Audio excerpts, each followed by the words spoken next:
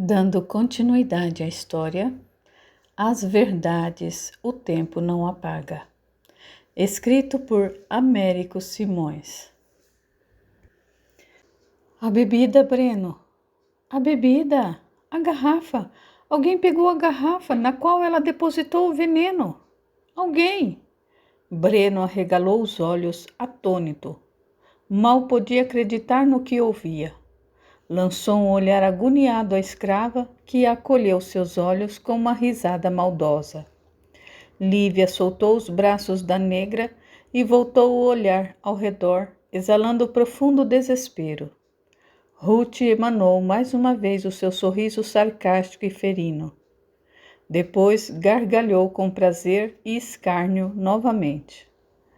Breno e Lívia saíram apressados em busca da jarra contendo o vinho, que, ao que parecia, havia sido levado dali por alguém, por engano. Tonico chegou até Ruth, espumando de ódio. Ruth, você participou das maldades que Tião fez com a família da sinhazinha Lívia. Você é mar, Ruth, é mar. Que Oxum tenha piedade de você. Ruth permaneceu olhando para o negro à sua frente, com seus 2 olhos negros, cercado de cílios espessos e profundos, queimando de ódio e ardendo de raiva. Que maldade mais você planeja fazer? 1000 pensamentos confusos, instigados pelas vozes dos espíritos desnorteados que a cercavam, passaram pela mente de Ruth naquele momento. Ela desviou os olhos do escravo e, tomando um tom benevolente, disse quase ao léu: Isso não é vida, não é vida. Suas palavras mexeram com Tonico, invadindo-o de compaixão pela mulher que um dia amou profundamente. Tomando outro tom mais ponderado, ele disse: Não precisa ser assim, Ruth. Pode ser diferente. Ruth baixou a cabeça e, num tom desolado, respondeu: Não, não tem outro jeito. Não tem salvação.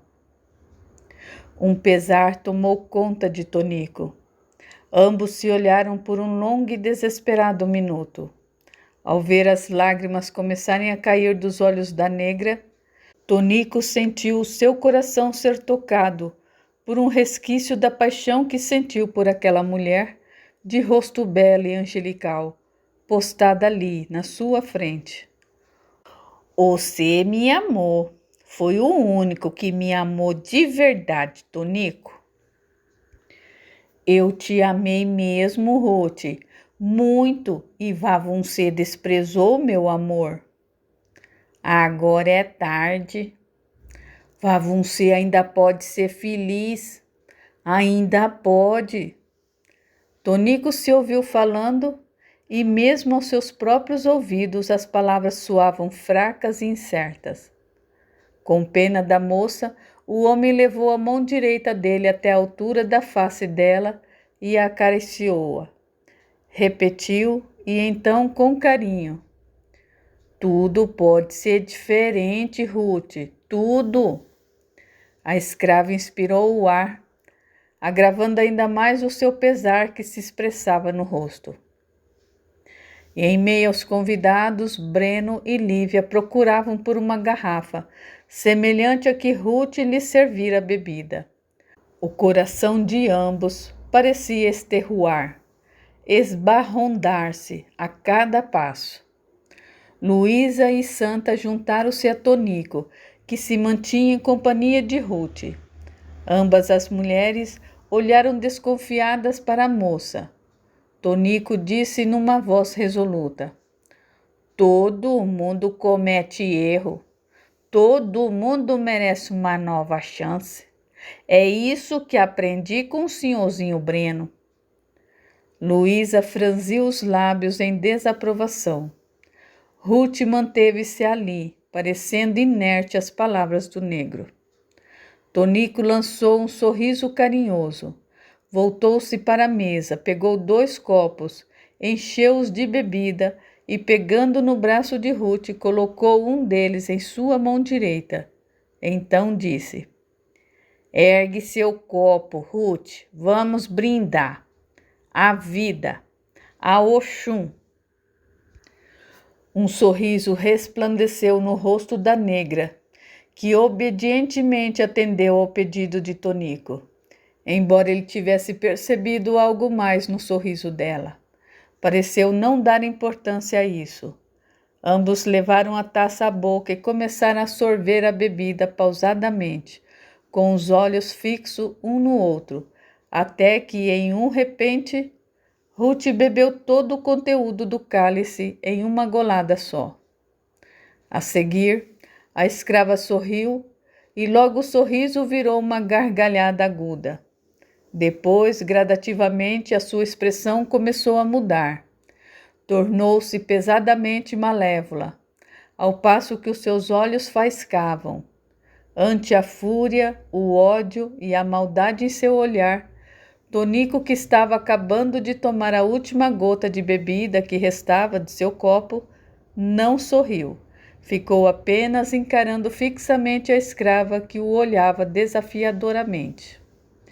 De repente, o semblante de Ruth começou a enrijecer, a cor de seus lábios a desaparecer, e os olhos esbugalharam-se. A jovem arquejou, examinando os olhos do negro à sua frente com mais profundidade. Eles lhe diziam algo profundo. Era um aviso, um alerta. Agora ela compreendia, mas já era tarde demais para compreender o que eles alertavam. Luísa e Santa olhavam pasma para a escrava que parecia agonizar de dor. Ruth foi encurvando o corpo até tocar os joelhos no chão. Ainda assim, mantinha o olhar fixo nos olhos de Tonico. Foi nesse momento que o negro cuspiu a bebida que fingira tomar e guardara com cuidado dentro da boca. Ruth avermelhou-se toda e foi ao chão de vez. Sentiu uma contração apoderando-se de todo o seu corpo até o cérebro, paralisando a sua vontade e descarregando as batidas do seu coração. Ainda teve tempo de dizer para si mesma: Isso é a morte, me arremetendo na escuridão. Antes, porém, de ser completamente tragada pela morte, ela se viu cercada de formas escuras. Com o resto da força que lhe restava, a escrava envenenada vociferou: Eu hei de voltar, vocês há de ver. Eu volto da morte para me vingar de vocês, de todos vocês. As palavras saíram cheias de farpa, que faziam sangrar. Ruth arreganhou a boca e os seus dentes brilharam, brancos e fortes, pouco antes de dar o seu último suspiro. Quem a visse ali pensaria tratar-se de uma mulher que morreu sorrindo.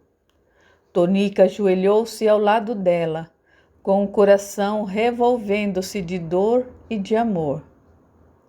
O mal que cada um guarda no coração nem sempre se reflete na face do ser humano. Nem por meio dos olhos e do suspirar pode-se notar.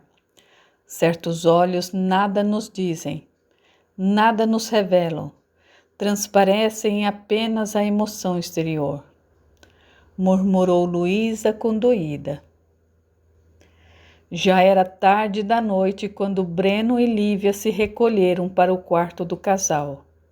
Ali mesmo, na casa grande do pai do jovem, onde Breno escolheu para morar, com a aprovação de Lívia. Ela sabia que ele se sentiria melhor morando com o pai, fazendo-lhe companhia. Ser-lhe-ia torturoso deixá-lo morando só. Era ali mesmo que ambos passariam a sua noite de núpcia. Quando a sós no quarto, envoltos da mais pura paixão, Breno largou a mão da esposa apenas o tempo suficiente para apagar as velas, deixando apenas uma para iluminar o quarto com delicadeza e para acentuar o romantismo. Segurou então as mãos da esposa novamente, as duas dessa vez, e com o rosto rente ao dela, com os lábios quase colados aos seus, ele declarou: Eu te amo. Não houve tempo para ela proclamar uma resposta, pois as duas bocas se uniram cheias de desejo, de amor e de vida. As línguas se entrelaçaram e bailaram de forma esquisita, ao som da respiração dos dois, que naquele instante parecia soar como uma valsa. Os dois ficaram ali entregues às alegrias do coração. Lívia não se lembrava de ter experimentado um sentimento como aquele antes. Uma mistura infindável de alegria e prazer. O sentimento de ser amada intensamente. Enquanto isso, em alto mar, após um belo passeio pela Europa, Tiago e Melinda estavam regressando para o Brasil. Certo dia, a certa hora, Tiago deixou sua cabine em busca da esposa. Ela o havia pedido licença para dar uma volta pelo convés do navio, e após quase uma hora, ainda não havia retornado. Não demorou muito para encontrá-la. Estava, ao que parecia, entretida numa conversa com um negro extremamente bem vestido. Tiago teve a impressão de que o negro era quase humano, na sua concepção. Sua história é admirável, David, dizia ela com sinceridade para o moço. Mais uma vez, o rapaz exibiu seus dentes brancos, bonitos e bem distribuídos em sua arcada dentária. David fora tirado da África por um traficante de escravos há alguns anos, quando o comércio de escravos já estava proibido, e a Inglaterra havia decidido afundar os navios negreiros ilegais que encontrava em alto mar. O navio que transportava David foi interceptado por outro da guarda inglesa e atacado, como mandava a lei daquele país. David sobreviveu ao naufrágio, ficando quase que por um dia inteiro boiando em alto mar, sobre um pedaço de madeira que escapou do navio ao se afundar. Acabou salvo por um dos navios ingleses e levado para a Inglaterra. Ajudado por um inglês, conseguiu sobreviver até arranjar um bom emprego. Foi lá que ganhou o nome de David. Até então, se chamava Cunatã. O homem para quem o negro trabalhou tomou-o como um filho, deixando-o muito bem financeiramente. David quis aprender o português, pois já tencionava um dia visitar e, quem sabe, até mudar-se para o Brasil. Ele estava em busca dos membros de sua família, que havia sido capturados e enviados para lá. Ainda assim, o sotaque do negro era carregado e misturava-se a algumas palavras inglesas. A voz de Tiago soou de repente atrás do casal. Melinda tratou logo de fazer as devidas apresentações, mas Tiago recusou-se a ouvir qualquer comentário que fosse. Simplesmente puxou a esposa pelo braço e arrastou-a dali. O gesto surpreendeu Melinda. Jamais vira o marido naquele estado. Tampouco percebera que sentisse ciúmes dela. Ou seria apenas racismo? Na fazenda Novo Horizonte, meses depois. Após o jantar, Brena acomodou-se no sofá da sala.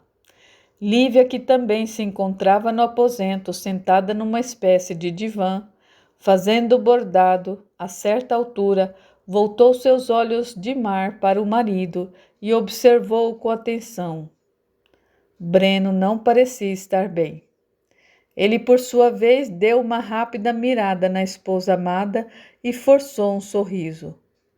Preocupada, Lívia perguntou: Com o que te preocupas, meu marido? Ele balançou a cabeça como quem diz: Nada, não te preocupes. Mas o seu gesto não convenceu a esposa e ele notou de imediato. Por fim, desabafou. Eu estava pensando em Tiago. Faz tanto tempo que partiu. Uma expressão evidente de ansiedade se estampou no rosto de Breno. Eu preciso saber dele, se está bem. E como vais localizá-lo? Na corte? Eu tenho certeza de que ele deve estar por lá. Sempre dizia, nos seus momentos de nervosismo, que sumiria desse lugar, que se mudaria para lá, pois ali, sim, era um lugar para se viver e não esse fim do mundo. Breno terminou a sua frase rindo. Tiago me divertia com seus rompantes.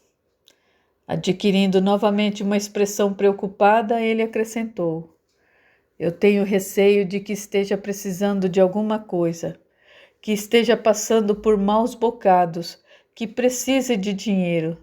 E se estiver, é muito orgulhoso para voltar para cá e admitir tal coisa. Por isso eu preciso ir até ele. Uma vez eu o vi na corte, disse Luísa, entrando na sala. Breno voltou-se para ela, surpreso. A veia da garganta dele pulsava visivelmente. E por que não me disseste?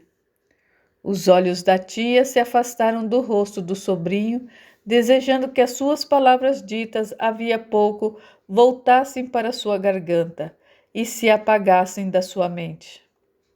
O que disse saiu quase contra sua vontade. Breno, meu querido, esquece o teu irmão, pois ele, eu tenho certeza, esqueceu-se de ti. Na verdade, tanto eu, quanto tu e quanto teu pai morremos para ele no dia em que ele partiu daqui.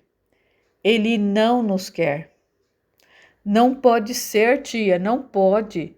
E se ele estiver, ele está bem financeiramente. Ao menos eu pude perceber isso. Deve ter se ajeitado com alguma mulher ricaça da corte. Ainda assim, eu preciso vê-lo. Breno, meu querido, eu partirei ainda nessa semana para a corte em sua busca. Ao deixar a sala, Luísa chegou mais perto da esposa do sobrinho e lhe fez um pedido sério. Impede-o. Tira isso da cabeça dele, pelo próprio bem do seu marido. Linhas de preocupação se formaram na testa de Lívia. Quando Luísa se retirou para fazer uma oração diária, ela novamente avistou o espírito da irmã e não gostou da expressão que Antônia mantinha no rosto. Era pura tristeza, era pura dor. Mas por quê? Por que ela não conseguia encontrar a paz? Luísa reforçou a sua oração e os seus pedidos de ajuda aos mentores e espíritos da luz. Foi no dia em que Breno partiu para a corte que Luísa finalmente compreendeu qual era a dor profunda que impedia da irmã de se tranquilizar. Ela se arrependia de algo, algo que fizera no passado. Mas o que seria? Na corte, início de outono de 1886. Ao chegar à porta envidraçada que dava para o jardim em frente à sua casa, Tiago parou, tomou fôlego, abriu-a e saiu para a varanda. Antes, porém, deu uma olhada para trás para certificar-se de que não havia alguém ali e finalmente dirigiu-se ao visitante. Tiago, meu irmão! Exclamou alegremente Breno, que conseguira localizar o irmão por um dos jornais da cidade. Num gesto impaciente, Tiago examinou o irmão com a perplexidade a crescer em seu olhar. Meu irmão, quanto tempo, dizia Breno, esbanjando sorrisos. Tiago continuava a estudá-lo em seu profundo silêncio. Tu te casaste também? Eu também me casei. Tiago cortou as palavras friamente. Por que vieste até aqui? Ora, Tiago, eu queria saber se não estás precisando de alguma coisa. Tiago girou os olhos ao redor e pedantemente falou: Tu achas que eu estou precisando de alguma coisa num lugar como este? Breno concordou e tratou logo de se corrigir. Vim, na verdade, porque eu estava com saudades de ti, meu irmão. Saudades? Tiago prosseguiu com a sua voz precisa. Engole-a com uma boa dose de cachaça. Breno lançou um olhar agoniado ao irmão, que respondeu com uma risada, retornando sua carranca pesada. Logo a seguir, disposto a quebrar o gelo, Breno acrescentou: Deve ser difícil para ti, meu irmão, estares aqui sozinho, sem amigos, rodeado apenas de pessoas estranhas. Tiago limitou-se a receber a observação com um silêncio bastante significativo. Ao ver que não adiantava mesmo tentar uma aproximação, Breno se despediu do irmão. Quando ia retirando-se, Tiago deteve. Ouve-me. Preste bem atenção no que eu vou te dizer. Nunca mais, mas nunca mais mesmo, sob hipótese alguma, voltes a procurar-me. Nem que seja para dizer-me que aquele velho morreu. Não me interessa. Essa é a minha vida agora e eu não quero manter nenhum elo com o passado. Nenhum, compreendeste? Breno respondeu que sim com a cabeça. Emitiu mais uma vez um sorriso sem graça antes de dar-lhe as costas. Mas antes de atravessar o portão, Breno voltou mais uma vez o olhar para o irmão, que continuava na mesma posição, mantendo o rosto de desagrado com a sua presença, com a sua visita. Engoliu em seco e partiu. Uma onda de piedade invadiu Tiago naquele instante, e por pouco não a deixou transparecer no olhar. Voltou novamente o olhar de maneira temerosa para casa, de modo a ter certeza de que ninguém os tinha visto ali, e tão pouco ouvido o que disseram os dois. Ao entrar, Tiago encontrou a esposa rente à porta observando o jardim. Ao ouvir os passos dele perto de si, disse no seu tom casual de sempre: Nunca me disseste que tinhas um irmão. Na verdade, sempre pensei que fosse filho único. Tiago não lhe deu ouvidos, parecia surdo e cego diante de sua presença.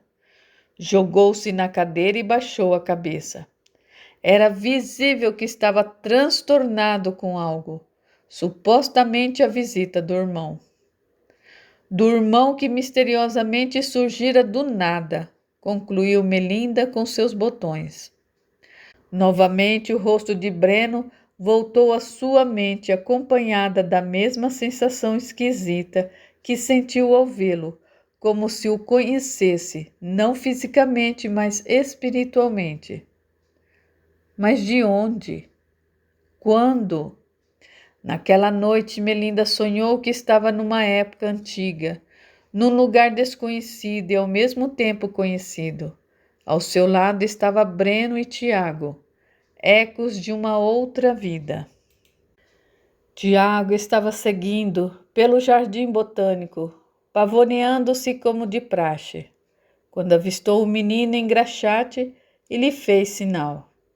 Após lustrar os seus sapatos, ralhou com o garoto por considerar o seu serviço mal feito. Arremessou-lhe algumas moedas ao chão e partiu.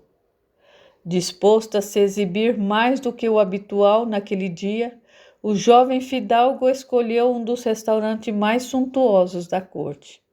Enquanto aguardava por uma mesa, Tiago pegou um jornal dentre os vários que estavam sobre uma pequena mesa de canto, disponibilizados para os fregueses se distraírem. Antes de iniciar a leitura, uma senhora sentada no banco em frente, na certa também no aguardo de uma mesa, chamou a atenção do jovem. Era totalmente disforme, uma face travessa, olhos vivos e ar de quem se achava enormemente importante.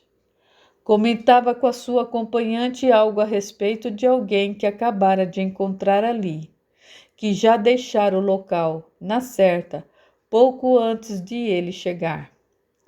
Tiago voltou a olhar para o jornal, mas em pouco tempo viu-se novamente a olhar para a mulher disforme, que se impertigava toda, assumindo um ar de inteligência quase sobrenatural quando se punha a falar. Ele era viciado em jogo, perdeu toda a fortuna jogando. Como dizia minha mãe, o mal se abate sobre quem no fundo faz mal a alguém ou a si próprio. A senhora disforme tinha um sotaque carregado, observou ele. Ela impertigou-se de novo. Estava visivelmente excitada, mas assumiu uma expressão de rígida formalidade antes de prosseguir a sua fala. Parece-me que ele só teve uma filha. Sim, é isso mesmo, uma filha só. Ela era do tipo leviano, de viver metida em festa nas altas rodas, sempre em busca de um bom partido, muito parecida com o pai. Quantas mulheres não são assim? Mas, pelo visto, ela teve sorte, muita sorte. Agarrou um ricaço por aqui. Esperta, muito inteligente. Com certeza está sendo a salvação do pai, que deve ser sustentado por ela. Mas, orgulhoso e prepotente como é, deve manter ainda a imagem de homem milionário. A distância imposta pelo oceano guarda muitos segredos. Coitado, não tem sequer um tijolo mais na Europa para cobrir-lhe a cabeça. A senhora continuou a falar alto com a sua voz aguda e irritante, ignorando qualquer um sentado ali à sua volta. Falava alto para ser ouvida mesmo, para chamar a atenção dos presentes, não para algo que contava, mas para ela mesma. Ver-se olhada lhe era reconfortante, uma injeção de ego, um prazer do qual não podia viver sem. Agora, era Tiago que estava severamente impertigado. Afinal, de quem ela estava falando? A mulher disforme olhou pensativamente para o belo rapaz sentado à sua frente. Notou que ele estava curioso quanto ao que ela falava. Certo suspense e certa emoção eram tal e qual a pitada ideal de sal no seu prato predileto, acreditava ela. Sorriu consigo mesma e por alguns instantes o seu olhar se cruzou novamente com os de Tiago. Lançando uma careta amistosa, ele dirigiu-se a ela. Queres ler o jornal? Antes de ela responder, ele pousou o jornal em suas mãos e, sorrindo amigavelmente, perguntou: Desculpe-me a indiscrição. Ouvi o que a senhora dizia sem querer? Não te acanhes, meu belo rapaz. Tiago sorriu ressabiado. A respeito de quem a senhora estava falando? A mulher arregalou os olhos surpresa e, adensando o seu tom de mexerico, respondeu: Sobre o senhor Cassiano Florentes. Por quê? Tu o conheces? De súbito, o sorriso de Tiago foi derretendo. Seus lábios branquearam, os seus olhos se contraíram. Sem dizer uma palavra sequer, ele partiu agitado do local. A mulher acompanhou com o olhar, através da janela, todo o trajeto do belo cavalheiro até subir em uma vitória estacionada do outro lado da rua, olhando-o com grande atenção. Assim que a senhora perdeu a carruagem de vista, voltou-se para a amiga parada ao seu lado e lentamente inclinaram suas cabeças em sinais de concordância. Tiago Lins de Amorim abriu a porta da carruagem pela primeira vez em toda a sua vida, sem esperar que o seu condutor a abrisse, e desceu depressa do carro. Parecia até que estava atrasado para algum encontro. Assim que entrou na sala de visitas de sua suntuosa casa, avistou Melinda em frente à lareira, procurando aquecer os pés próximo à chama da noite gélida. Os olhos negros dela brilharam, como os de um gato, ao ver o marido, e um leve sorriso iluminou a sua face. O marido não perdeu tempo com cerimônias e foi direto ao assunto. Tu e teu pai. Tu e teu pai. Por mais que tentasse, Tiago não conseguia completar a frase, de tão nervoso que estava. Melinda percebeu de imediato que a rispidez da voz dele vinha de um ponto obscuro do seu ser. Os olhos dele mostravam seu esforço de concentração. Por fim, o marido conseguiu fazer com que as palavras atravessassem os seus lábios. Teu pai perdeu toda a fortuna no jogo. É um falido. Sem um vintém. Tiago erguia suas mãos bem manipuladas num tique nervoso, enquanto pronunciava cada palavra. Melinda parecia ouvir o que o marido dizia com uma ansiedade encoberta. Eu não acredito que vós tiveste a pachorra de mentir descabidamente para toda a corte, acrescentou ele, incrédulo. Ela ergueu uma de suas negras sobrancelhas, depois delicadamente interrompeu o marido vivamente. Então foi por isso que o senhor, meu marido, chegou fungando? Pensei que tivesse apanhado um resfriado, disse ela com ligeiro sarcasmo. Depois, com um tom mais sério, acrescentou. Meu pai está falido, sim, pobre coitado. Não pode voltar para o exterior, não tem como pagar as suas dívidas. Sem nenhum tato, Tiago adentrou o que ela dizia. Então, se a filha dele tivesse um casamento próspero no Brasil, ser-lhe-ia a salvação. Tiraria, como se diz, a corda do pescoço. Tiago interrompeu o discurso inflamado para estender a casa, o olhar carregado de fúria. Melinda o olhou de alto a baixo e Tiago acrescentou aturdido. Deve ter sido ideia daquele pulha do seu pai, só pode. A sombra de um sorriso passou pelo rosto da esposa, ao notar os alarmantes sinais de apoplexia no rosto do marido, que a fulminava com os olhos completamente tomados pela vil decepção. Ela lhe dirigiu um olhar penetrante e irônico antes de voltar a falar. Quando me vi face a face com a nossa realidade, achei-a tão cruel e desalentadora que desde aquele momento eu fiz o que eu pude, sem vergonha alguma para fugir dela. Melinda terminou a frase em meio a um leve sorriso. Tiago fitava exasperado, ao mesmo tempo em que parecia enfurecido, prestes a pular sobre ela e matá-la. Parecia perdido, frágil como um cristal. Por outro lado, foi bom. Foi bom que tenha sabido, acrescentou ela. Assim tira-me um peso, um fardo que eu venho carregando há meses. Mentir cansa. Tiago engoliu em seco, mordia os lábios ressequidos. Estava à beira de um total descontrole emocional. Tu és uma sem-vergonha, uma vagabunda, bramiu ele, vindo a seguir a proliferar uma torrente de palavras desconexas ao Léo, enquanto sacudia a cabeça com impaciência. Ela continuava a olhá-lo fixamente. Ele fez uma mesura. A sala ficou em silêncio por um minuto, um silêncio desconcertante. E foi Melinda quem o rompeu. Nunca se sabe quem são as pessoas. Elas usam máscaras e são como um iceberg.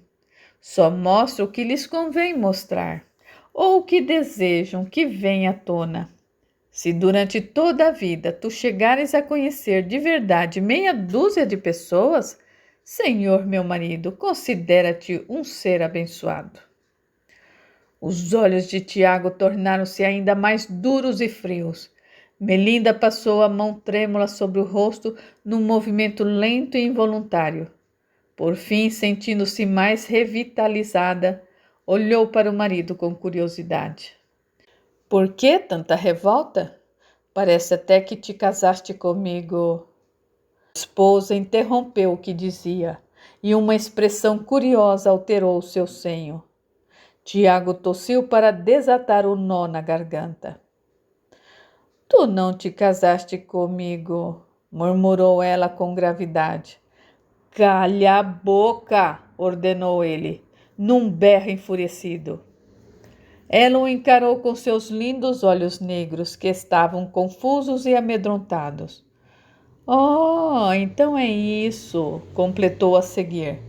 Casaste comigo por causa do dinheiro que tínhamos, não por amor. O desapontamento era evidente no rosto da moça. Friamente ela acrescentou: Agora é tarde, estamos casados. Dizendo isso, os olhos de Melinda brilharam estranhamente. Caminhou até o local onde eram guardadas as bebidas alcoólicas e serviu-se de uma dose de aguardente.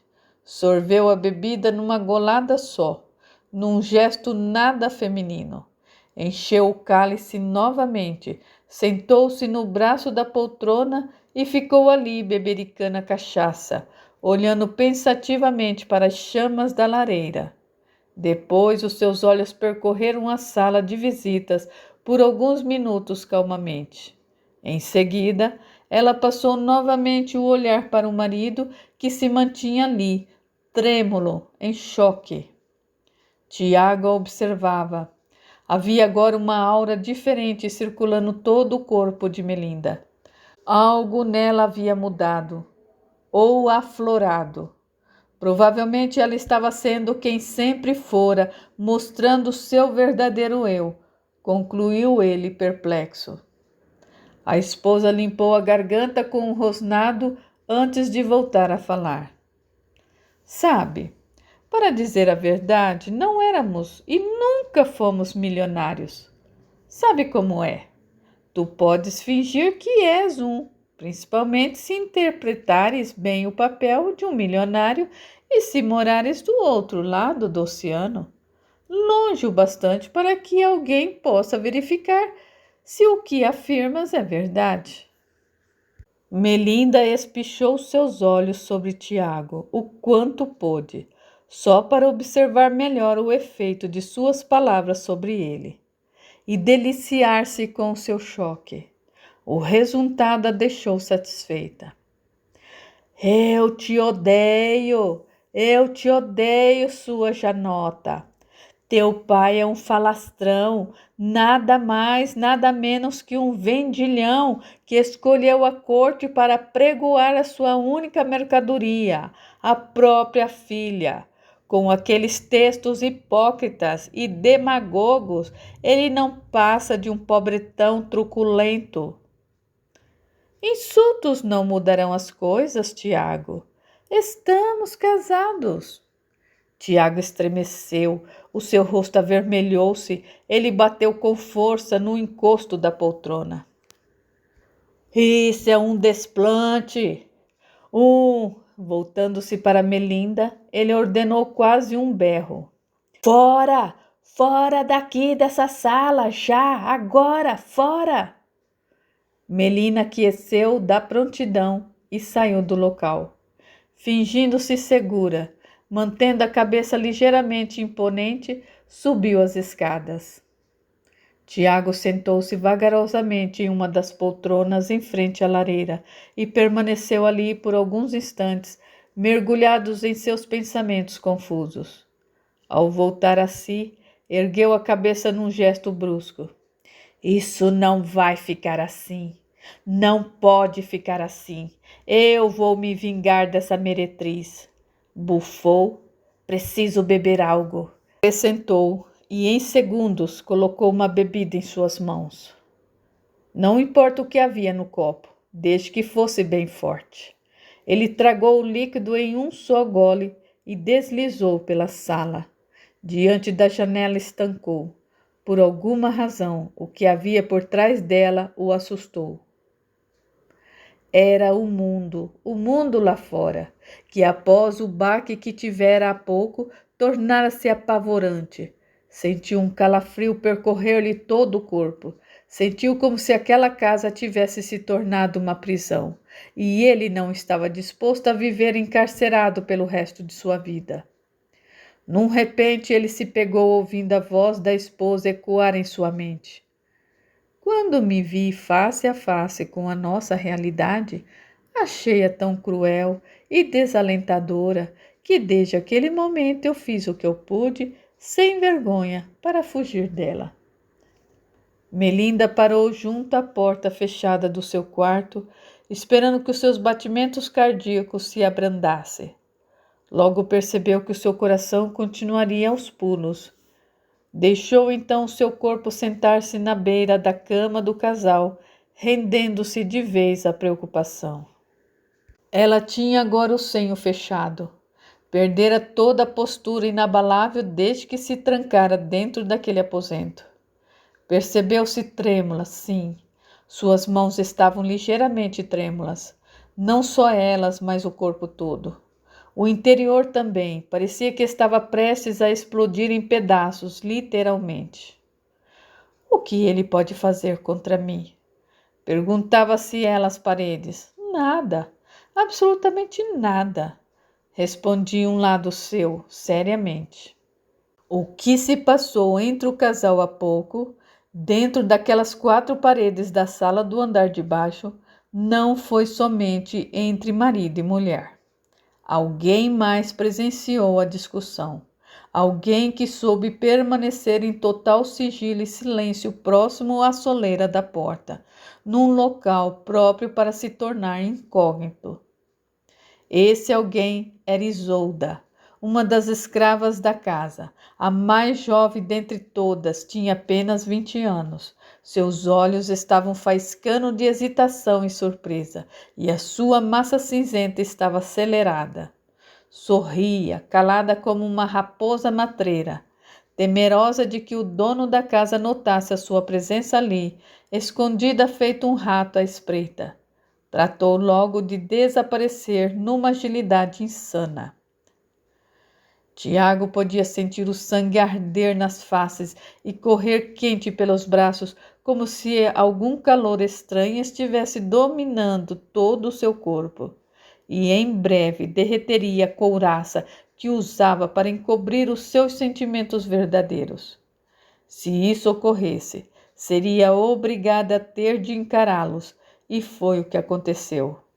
O que viu fez o seu sangue arder ainda mais e engrossar de pavor por todo o seu corpo. Serviu-se de mais uma dose. A bebida forte exalou seu forte aroma, que envolveu a cabeça de Tiago e atingiu a base do seu nariz como um golpe. A sala parecia inclinar-se para um lado e depois para o outro, como se estivesse a bordo de um barco. Seu estômago começou a embrulhar. Uma náusea misturada à tontura passou a torturá-lo naquele instante e, num repente, ele vomitou. Sentiu uma loquacidade aflorando e isso o assustava.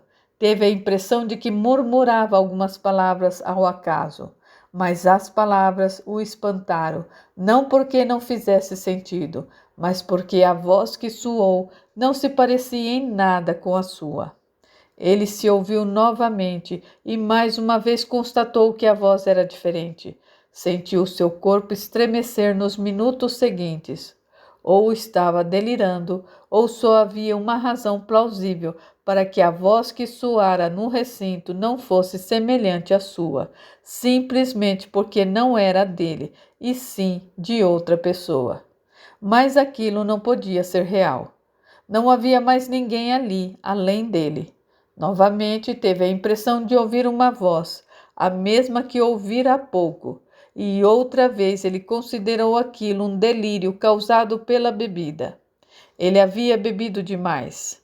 Dirigiu-se quase se arrastando até a porta da sala. Pegou seu casaco, seu chapéu e saiu da casa trôpego e cambaleando. Sentou-se num banco de um jardim nas proximidades e ficou ali, todo encolhido, tentando recuperar o seu equilíbrio. Estava inconformado que seus sonhos, seu plano grandioso parecia estar sendo secados sem piedade ao sol quente do Rio de Janeiro. Ao voltar para casa, dormiu no quarto para visitas. O dia amanheceu com o outono trazendo ao chão mais algumas folhas das árvores quase nuas. Tiago partiu da casa logo pela manhã. Precisava fazer alguma coisa, qualquer coisa que fosse, para fugir da residência.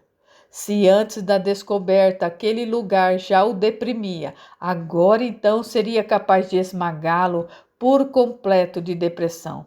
Precisava ocupar a sua mente, fazer algum exercício físico e cerebral. Cansar-se, senão enlouqueceria.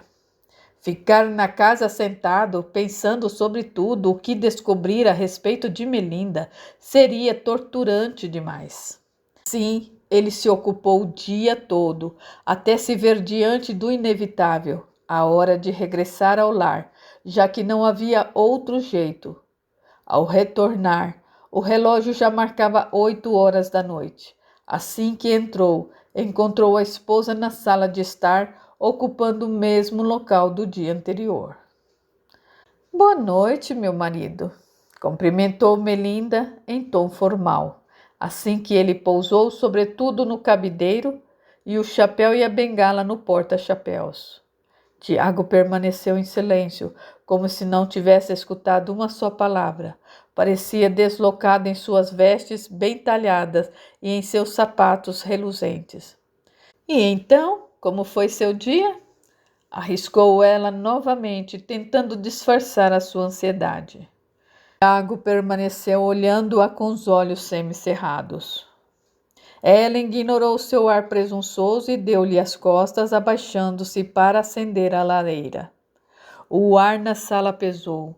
O silêncio tornou-se desagradável e cortante, até que o jovem dono da casa proferisse algumas palavras. E quando o fez, foi num tom agressivo.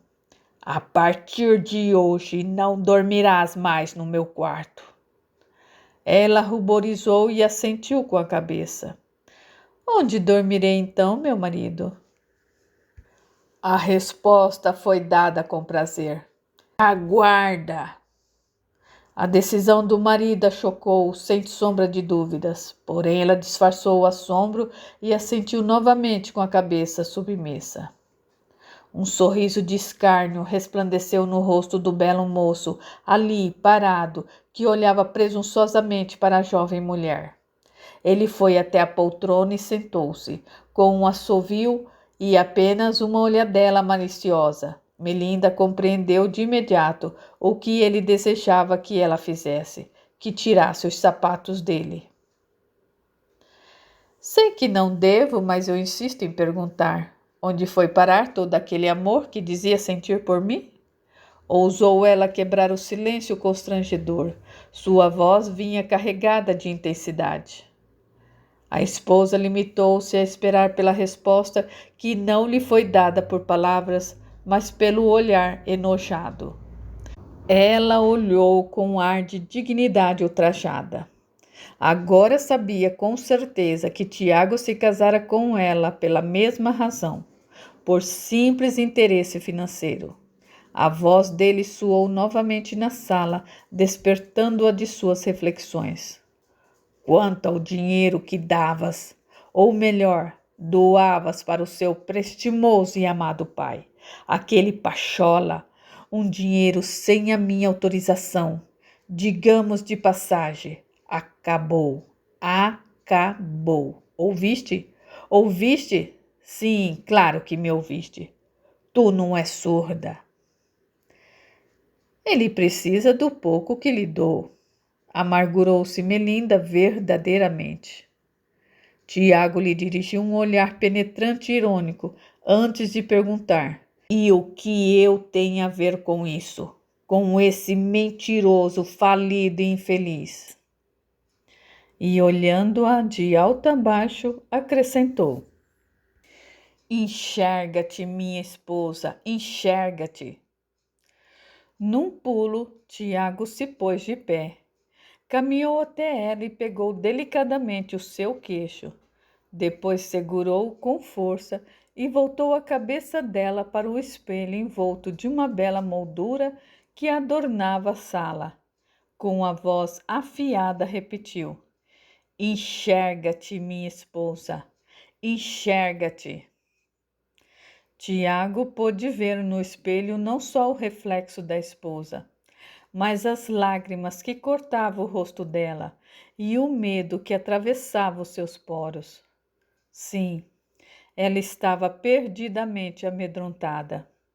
Era visível, por mais que tentasse segurar-se para não deixar aquele temor transparecer. Ele a soltou num gesto brusco. Melinda levou as mãos ao rosto e as imergiu em suas lágrimas lúgubres. Novamente, ela se percebeu trêmula, por dentro e por fora, pelo corpo todo. A noite caiu como uma cegueira repentina, apagando os últimos raios purpúreos do crepúsculo. Melinda aguardou pacientemente na sala de estar pelas instruções de seu marido. Foi com assovio, acompanhado de um aceno de mão, que Tiago ordenou que ela o acompanhasse. Melinda seguiu seus passos, tentando não se deixar abater pelo que estava prestes a acontecer. Não precisava ser adivinho para descobrir qual seria o seu novo aposento. Àquela altura já era mais do que óbvio. Só podia tratar-se de um dos quartos reservados para os escravos. Só não esperava que ele lhe reservasse o pior deles. Era o que se podia terminantemente chamar de muquifo. Com um sorriso jocoso, Tiago declarou: olha que bonito! Achei que seria o quarto ideal para ti, senhora minha esposa. Além de tudo, é mais arejado. Nos olhos da esposa passou um lampejo de rebeldia, mas logo as suas pálpebras se abaixaram submissas. Inspirando o ar, o marido acrescentou num tom baixo para não ser ouvido: inspira o ar e sente. Sente o bodum dos negros? Tiago jogou sua cabeça para trás, exibindo o pomo de Adão proeminente, rompendo numa súbita gargalhada. Riu a ponto de lagrimejar. Ainda rindo, pomposamente exclamou, ao mesmo tempo em que forjava uma reverência à esposa: bem-vinda! Bem-vinda ao teu novo aposento. Espero que gostes também da esteira para repousar o seu corpinho durante a noite. O asco de Tiago foi transformado em guspe e arremessado longe. Melinda mantinha-se quieta, tal como uma mera plebeia, assistindo a tudo na mais respeitosa submissão. Tiago deu um tapinha carinhoso no ombro da esposa e anunciou: ah, e antes que eu me esqueça, estás proibida de comprar os alimentos que tu tanto gostas. Refiro-me àqueles alimentos importados, caros. A partir de agora, vais comer de acordo com as tuas posses. Ouviste? De acordo com as tuas posses. A esposa fez que sim com a cabeça, sem demonstrar sinal algum de decepção ou abatimento. Ele poderia até dizer que ela mal o estava ouvindo. Tiago esperava que a esposa se rojasse aos seus pés e suplicasse por sua compaixão e piedade. Mas ela permaneceu fleumática. A expressão que Melinda intrigou e amedrontou Tiago. Ela não demonstrava raiva. Em vez disso, havia em seus olhos um olhar exultante e maquiavélico. Mais uma vez, na boca de Tiago, apareceu aquele sorriso satisfeito e felino. Desta vez, porém, forçado. Emergindo de suas observações, ele acrescentou impetuosamente: Ah, e comerás junto com os escravos.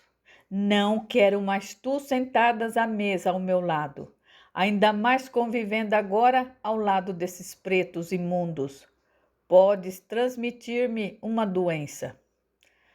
E nem é preciso dizer qual banheiro da casa deves usar a partir de hoje. Ou preciso. Tiago percebeu que Melinda mordeu nervosamente os lábios inferiores. E aquilo alegrou profundamente. Qual o problema, senhora minha esposa? Ela esquivou-se do seu olhar, mas foi momentaneamente, logo voltou a encará-lo peitando. Ele estava esperando por lágrimas, gritos, algo mais dramático e traumático. Mas não, ela não lhe daria aquele gostinho. Não satisfaria o seu ego faraônico. Levou 1 minuto para que ela respondesse. É só meu marido. Sua voz soou frágil como um miado. Mal ela proferiu essas palavras, Tiago retirou-se, seguido por sua sombra. Estava certo, convicto, de que não tardaria para a esposa morrer de desgosto, nojo e indignação. Ah, ela tinha de morrer o quanto antes. Quando só, dentro daquele aposento nauseabundo, Melinda teve a impressão de que a sua vida acabaria ali, dentro em breve. A sensação causou-lhe mal-estar e certa zonzeira. Por mais que tivesse ouvido tudo o que o marido lhe dissera e visto com os próprios olhos as atitudes que ele tomara, ainda assim não conseguia acreditar em nada. Era chocante demais, incabível. Como poderia ele ter se transformado naquele homem frio, sem coração e maldoso? Como? Seus olhos pretos brilharam naquele instante de medo e indignação. Restava-lhe ainda uma saída. Acreditava, ela poderia contar tudo para a sogra e pedir o seu auxílio. Mas como Alzira poderia intervir, se bem que o seu filho tivesse puxado a mãe? Alzira poderia se decepcionar com Melinda e com seu pai, tanto quanto Tiago se decepcionara, e concordar com a atitude que o filho tomara para com ela desde a descoberta. Melinda ainda pensou que poderia contar para o pai, mas ele também não poderia fazer nada por ela. Se fizesse, Tiago contaria para toda a corte o seu passado e a sua real situação econômica, e poderia fazê-lo morrer de vez de desgosto. Não, aquilo não poderia acontecer ao amado pai, jamais. Não lhe restava mais dúvidas. Não havia como escapar daquilo. Estava literalmente encurralada, presa às garras daquele homem perverso. Se quisesse continuar mantendo a sua aparência e a do pai tão amado. Melinda deixou seu corpo sentar-se sobre a esteira de palha e encolheu-se toda como se sentisse muito frio. Sua mente vagou então pelo nada ao som apenas das batidas tensas e aceleradas do seu coração. Ao ver o filho chegando só para o recital, Alzira olhou espantada. Aconteceu alguma coisa com Melinda?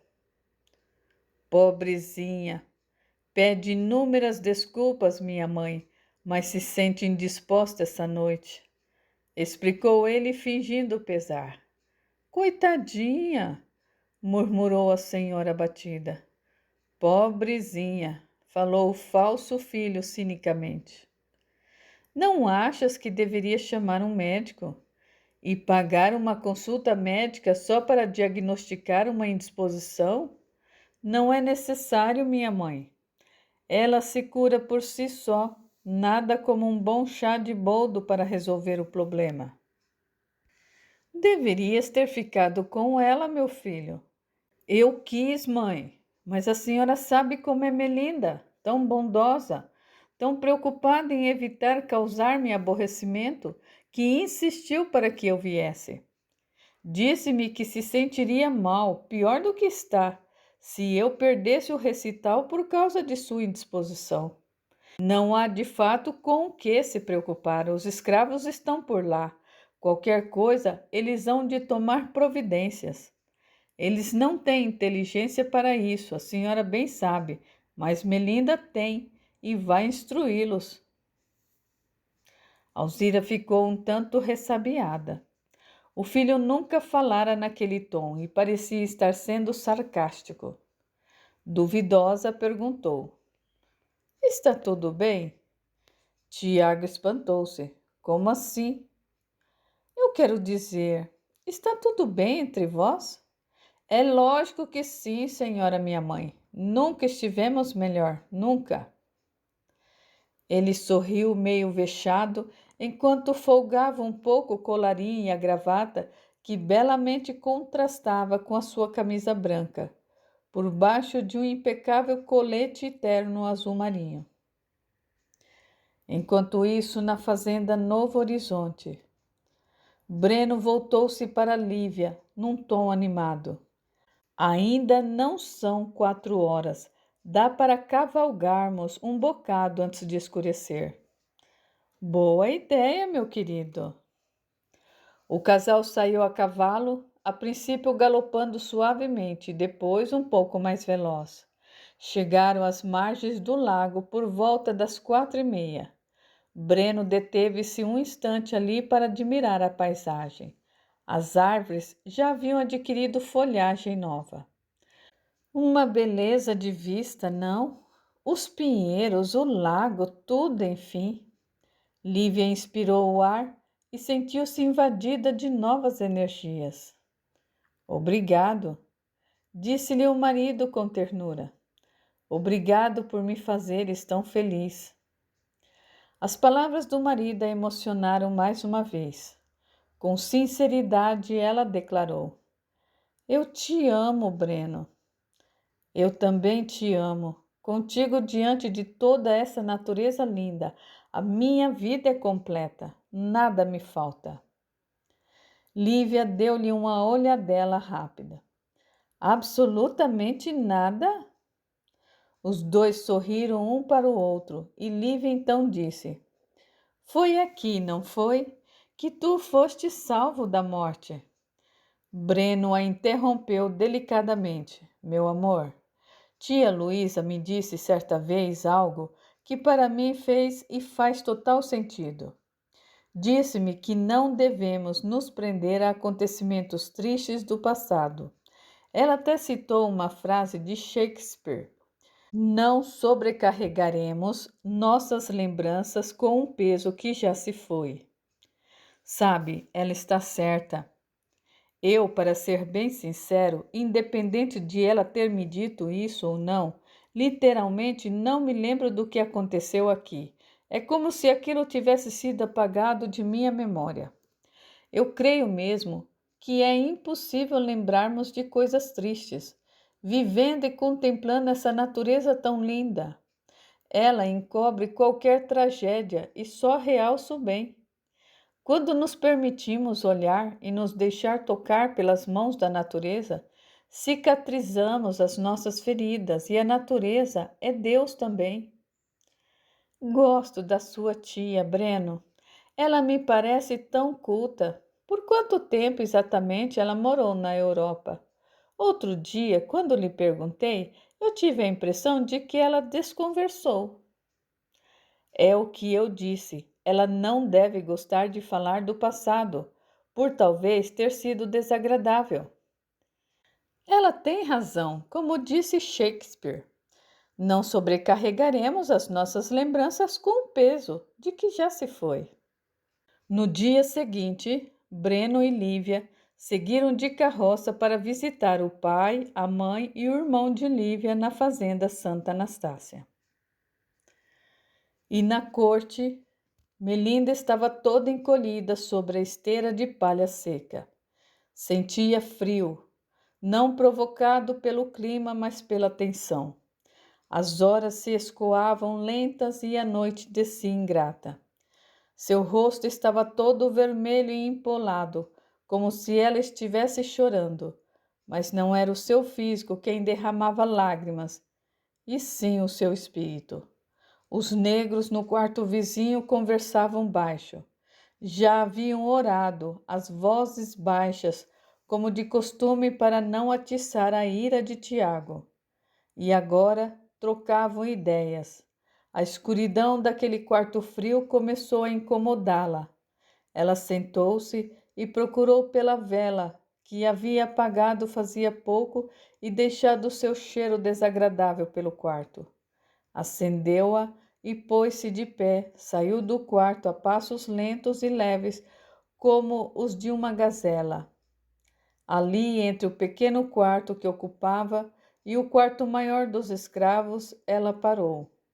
De repente, envolveu-se em seus braços ao sentir uma leve rajada de vento. Ao aquedar o seu corpo, viu-se pensativa. Nunca se sentira tão vazia na vida, tão absolutamente sem objetivo. E aquilo era-lhe preocupante, pois já ouvira dizer que quem se sente assim morre. A vontade de viver é tudo. Quando ela some, o corpo acompanha. Melinda apertou-se com os braços cruzados sobre si mesma, como que para amparar-se. A voz de uma das escravas, a mais idosa, adentrou os pensamentos de Melinda, e o que ela contava aos demais no quarto ao lado prendeu a sua atenção. Eu era menina quando os brancos pegou nós nas nossas terras. Trouxe nós para o Brasil, preso no porão do navio. Uns porão imundo que só vendo. Mar tinha espaço para respirar. Nós vinha amontoado um por cima dos outros. Os brancos chamam esses navios de navio negreiro. Muito parentes nosso morreu antes de chegar nessa terra e os brancos jogou os corpos dele no mar. Minha mãe foi uma delas.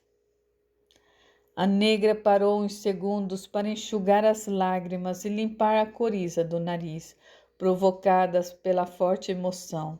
Melinda continuava a assuntar. O pior ainda estava por vir. Não sabíamos que nós ia se separar dos parentes quando pusesse o pé aqui. Nunca mais vi meu pai, irmão, tio. Outros se perderam de seus filhos, mulher, marido. Uma judiação. Ia cada um para um lado, conforme os bancos compravam nós. Muito de nós morreram de banzo, saudade da terra-mãe. Os escravos mais velhos que conheci diz que hoje nós até que é mais bem tratado. No passado, os escravos eram tratados ainda pior. Trabalhavam de sol a sol e se vestiam com trapos. Diz que comiam qualquer coisa. Tem uns lugares que ainda tratam os escravos assim, desse jeito. Nós aqui até que vivemos melhor, ainda mais aqui na corte. Melhor que morar na senzala escura, úmida, suja e acorrentado para não fugir e sendo castigado com os açoites. Ainda bem que tem uns brancos bons para os escravos e deixa nós realizar nossas festas e rituais, outros não permite. A crioula tomou ar antes de acrescentar. Conheci um escravo que dizia que a verdade o tempo não apaga. E sabe de uma coisa? Não apaga mesmo. A verdade é que todos nós temos o direito de ser como somos e ser livre como todo branco. Um dia nós há de ser livre. Vou estar livre para ver isso acontecer. As palavras da negra deixaram Melinda ligeiramente baqueada. Pela primeira vez ela se pôs a pensar sobre a vida dos escravos e a sua triste história.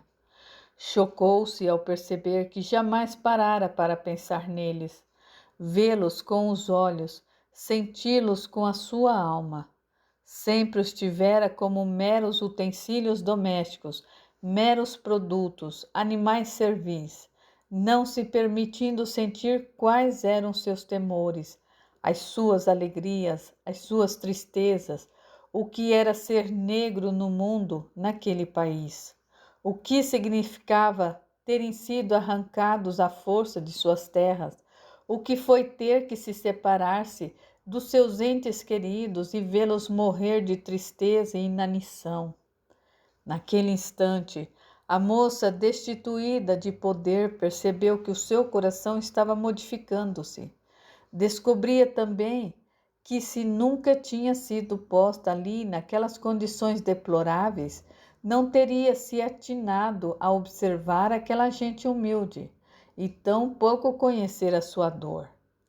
Melinda ficou certa de que só quando se sente na própria pele o que se faz ao próximo é que muitos se dão conta do que estão fazendo de fato a alguém.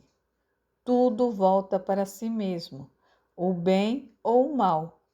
É o modo que a vida encontrou para ensinar o ser humano a ser mais digno para com o seu próximo e até consigo mesmo. E talvez fosse por essa razão que ela estava ali, bem ali naquelas condições.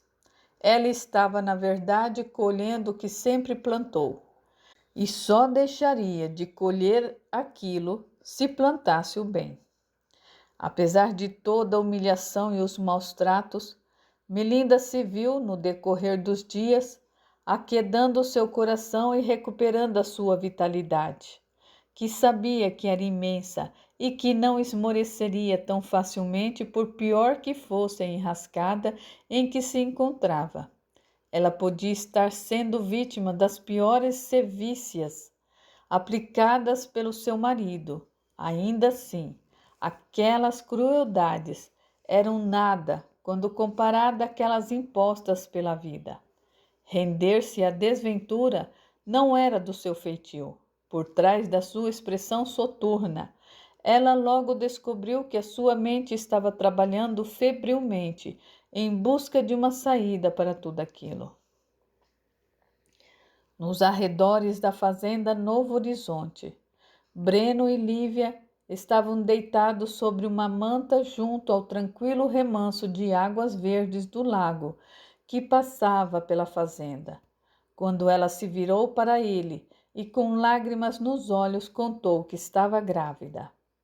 Ambos não conseguiram segurar a emoção e romperam-se em lágrimas. Naquela mesma noite foi feito um jantar em celebração, o que era, na opinião de Breno, sempre bom, pois podia unir as famílias e nada era melhor do que compartilhar da graça familiar. Qual nome dareis ao bebê? Já pensaste? Perguntou Luísa. Breno voltou-se para a esposa, esboçando um belo sorriso e um olhar de quem diz: decida tu. Assim que a família de Lívia partiu e o casal se recolheu, Luísa foi até a cozinha preparar-lhe um chá. Poderia ter pedido a um dos escravos que o fizesse, mas procurava poupá-los de qualquer pedido. Era da opinião de que, se eles lhe fizessem tudo, acabaria uma moloide, o que seria prejudicial para sua saúde e autoestima. Afinal, todos gostam de se sentirem úteis, por mais que não admitam. Ao passar pela sala, avistou a porta da frente da casa entreaberta. Logo imaginou que alguém se esquecera de fechá-la. Antes de trancá-la, porém, Luísa resolveu dar uma espiada para se certificar de que não havia alguém ali nas imediações da varanda. Havia Romeu. Meu cunhado, por pouco não te fecha aí fora. Eu pensei que alguém tivesse se esquecido de fechar a porta, ou a encostado apenas, e ela se abrira com o vento. Romeu sorriu. Era visível que estava de bom humor, realizado com a encomenda de um neto.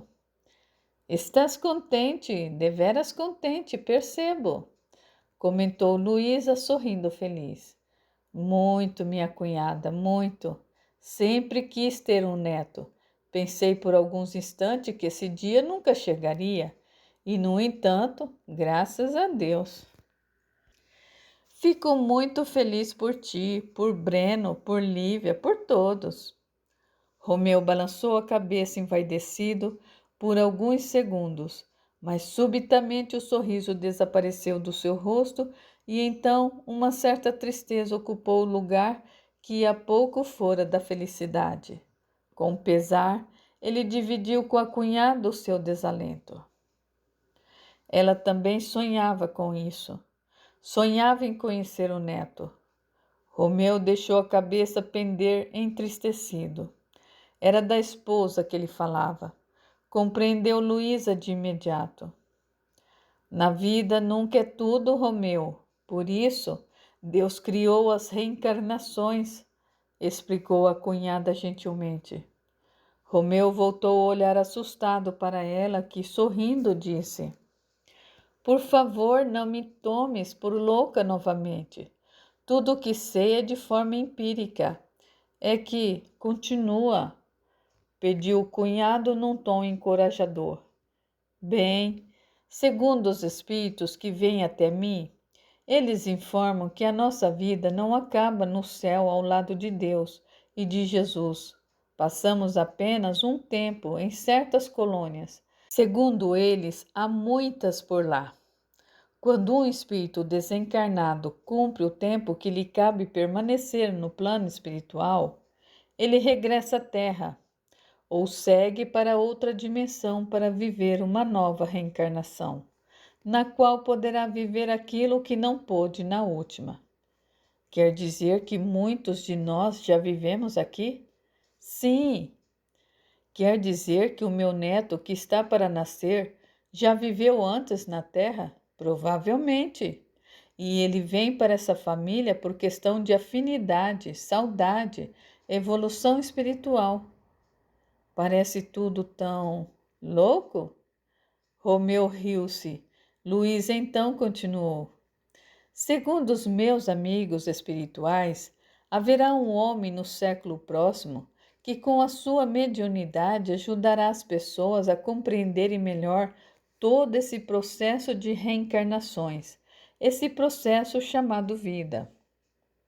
Fez-se um breve silêncio entre os dois, quebrado apenas pelo som dos grilos, resguardado entre as plantas do jardim, até que Romeu voltasse a falar. Sempre quis te perguntar isso e nunca houve oportunidade. Mas tu já a viste? Digo, Antônia, já a viste? Em dúvida se respondia ou não, Luísa desviou seu olhar, pois ele poderia traí-lo. Mas honesta e sempre disposta a dizer a verdade, nada mais do que a verdade, Luísa confessou: Sim, eu já a vi. Romeu avaliou a cunhada e depois soltou um suspiro tenso. E como ela está? Ela me parece preocupada, preocupada com algo. Parece atormentada com algo que fez no passado, não sei. Ao menos é isso que eu consigo ler em seus olhos. Ela nunca abriu a boca para dizer uma sílaba sequer. Mas o que haveria de atormentá-la? Desta vez foi Romeu quem desviou o olhar, sendo ele um homem transparente e sempre disposto a dizer a verdade, falou. Eu sei o que a atormenta. Tem a ver com a partida de Tiago? O homem contraiu o rosto apreensivo e balançou a cabeça negativamente ao falar. Tem a ver com algo mais profundo. Não precisas me dizer nada, guarda para ti, será melhor, Romeu. A morte pode nos libertar do físico doente ou envelhecido, mas não da nossa moral. Por esse motivo que Antônia, mesmo estando do outro lado da vida, vive a se martirizar. Para ela encontrar a paz, ela precisa se redimir do que fez. Ela deu uma ligeira pausa antes de prosseguir.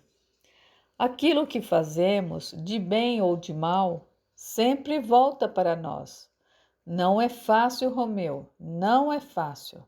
Não basta tu quereres te arrepender de algo que fizeste sabendo ser errado, sabendo ser o mal que simplesmente te libertas das consequências negativas. Elas virão e tu terás que encará-las e superá-las.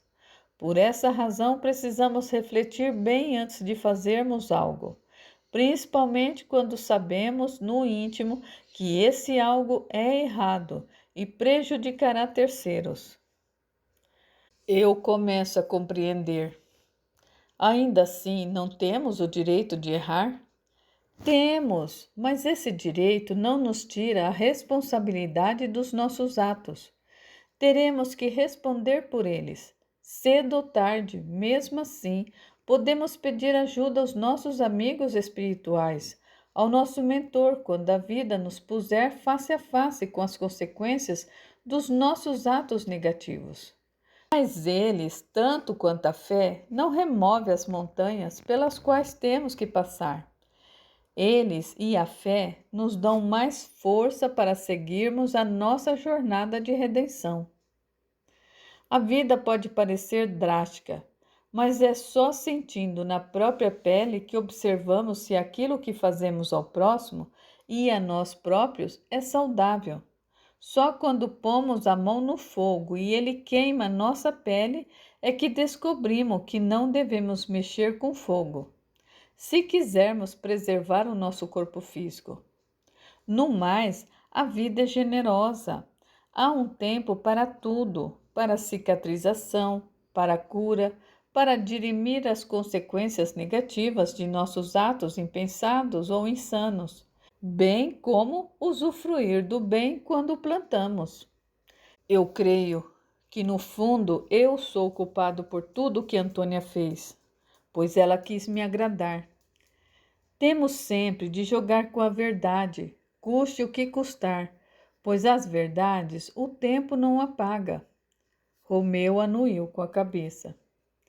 As falas de Jesus atravessam séculos, porque são verdades e as verdades o tempo não apaga. Não encobre, as mentiras vêm à tona. Tu podes perceber, cedo ou tarde, elas vêm à tona.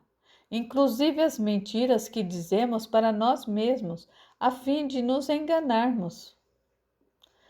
Faz-se uma breve pausa antes que Luísa voltasse a falar. O teu amor e de Antônia, minha irmã, não se apagou e nem se apagará porque é verdadeiro. O amor, Romeu, o verdadeiro amor puro e sincero, o tempo também não apaga. Romeu enxugou uma lágrima e, a fim de dissipar a tristeza, Luísa disse: Tu ainda és jovem, poderia casar-te com outra mulher. Não, Luísa, jamais irei casar-me novamente. Para mim só existiu uma mulher e essa mulher foi sua irmã. Luísa olhou emocionada para o cunhado.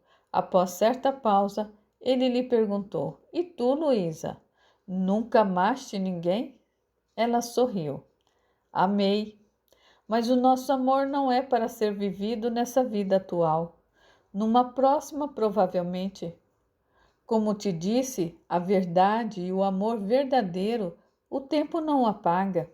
E o tempo é eterno, infinito, como a vida dentro desse universo de Deus. Portanto, aqueles que se amam se unem novamente quando a vida eterna lhes oferecer uma melhor oportunidade. Romeu lançou um olhar de admiração para a cunhada ao dizer: Eu acho bonito o teu gesto. Ir sempre à corte visitar os colegas que deixaste internados no manicômio. Poucos fariam isso. Eu sei, inclusive muitos do que estão lá foram esquecidos por seus familiares, até mesmo por seus filhos.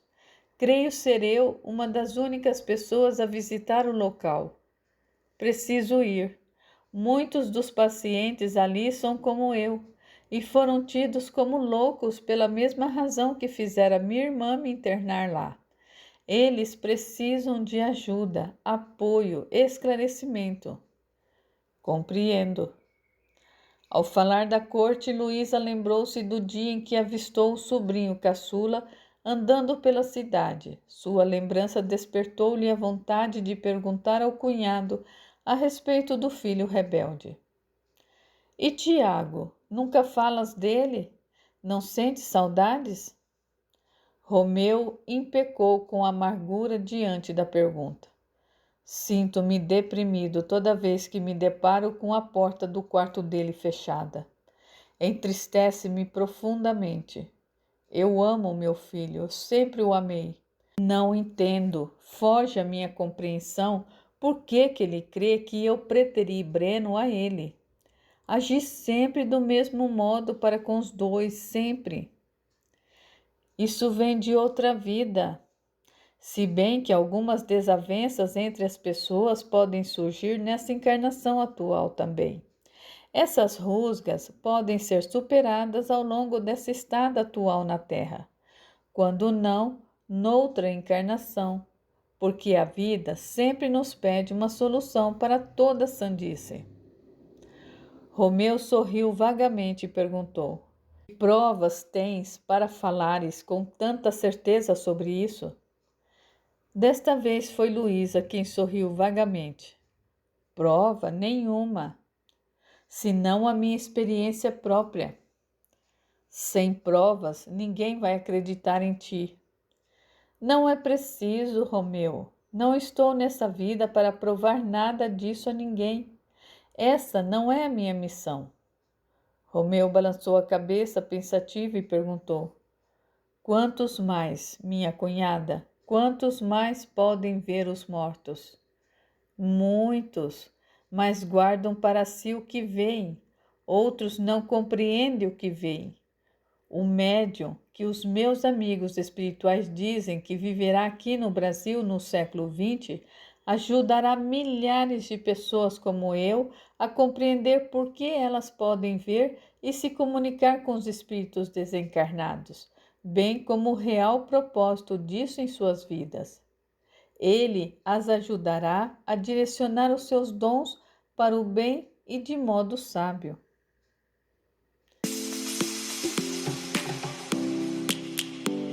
Aguardem, a história continua.